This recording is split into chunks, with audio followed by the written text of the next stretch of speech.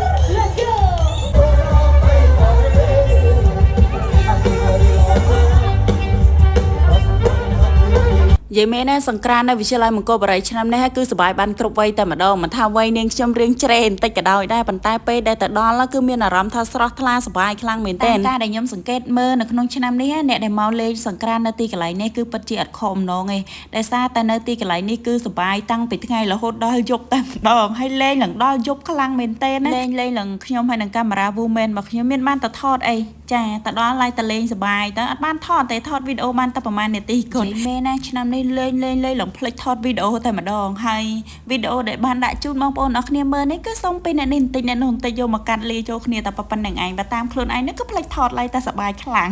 នៅក្នុងកម្មវិធីសង្ក្រានហ្នឹងក៏មានស្តង់ពិព័រណ៍ចាលក់នៅផលិតផលផ្សេងរបស់សិស្សានុសិស្សនៅរៀននៅទីកន្លែងហ្នឹងផ្ទាល់ក៏ដូចជាស្តង់របស់សយកតាមស្រុកនីមួយៗដូចគ្នាដែរហើយនៅក្នុងឆ្នាំនេះទៀតសោតគឺបងប្អូនមិត្តជាវ័យរបស់យើងសិស្សានុសិស្សរួមជាមួយនឹងបងប្អូនរបស់យើងគឺគាត់មកចូលរួមសង្ក្រានហ្នឹងគឺច្រើនខ្លាំងមែនទែនតែម្ដងគឺកោះកតាំងពីច្រកចេញរហូតចាទៅដល់ខាងក្នុងហ្នឹងគឺពេញទាំងអស់តែម្ដងហើយបងប្អូនរបស់យើងគឺគាត់មកលេងរាំកំសាន្តសប្បាយចាជួបជាមួយនឹង DJ ក៏ខ្ជូតចាហើយជាពិសេសទៀតហ្នឹងគឺគាត់មកជាលក្ខណៈក្រុមរបស់គាត់ចឹងទៅយើងខ្ញុំមើលឃើញស្នាមញញឹមរបស់ពួកគាត់ច្រើនខ្លាំងមែនទែនជារួមចាគឺឃើញថាយើងរាំឡើងបែកទឹកបែកផុកតែម្ដងប៉ុន្តែសប្បាយខ្លាំងមែនទែននាងខ្ញុំក៏សូមថ្លែងអំណរគុណទៅដល់អ្នកដែលពាក់ព័ន្ធក្នុងការរៀបចំនៅក្នុងកម្មវិធីសង្ក្រានចាដែលបានកាត់ឡើងនៅក្នុងស្រុកបង្គោលបរិយរបស់យើងនៅក្នុងពេលនេះនាងខ្ញុំពិតជាថ្លែងអំណរគុណខ្លាំងមែនទែនដែលពួកគាត់បានរិះរោចចាហត់នឿយខ្លាំងក្នុងការដែលរៀបចំធ្វើម៉េចឲ្យមានបរិយាកាសសប្បាយរីករាយដោយដែលនាងខ្ញុំបានថតបង្ហាញជូនបងប្អូនអរគ្នាប៉ុន្តែនេះគ្រាន់តែជាមួយភាគតែប៉ុណ្្នឹងទេ